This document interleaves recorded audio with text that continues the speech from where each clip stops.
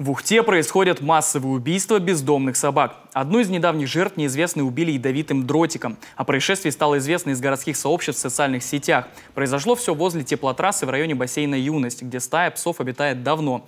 Очевидцем стал один из волонтеров организации «Добрый город». Именно она сейчас занимается отловом, стерилизацией и чипированием бездомных собак в Ухте. Услышал несколько хлопков, затем визг собаки и пошел смотреть, где собака плачет, и увидел, что убегают двое мужчин. Он побежал за ними, но догнать он их не смог.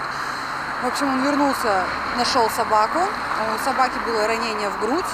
Он быстренько доставил ее в клинику. Помощь собаке оказать не успели, потому что это был дротик с ядом.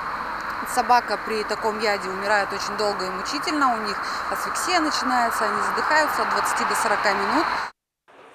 Позже волонтер обнаружил в том же месте еще 2 собачьих трупа с аналогичными ранениями дротиками. Сотрудники приюта уже подали заявление в полицию по факту жестокого обращения с животными. Впрочем, мнения горожан по поводу происшествия, судя по комментариям в соцсетях, разделились. Проблема нападения бездомных собак на людей в городе стоит крайне остро.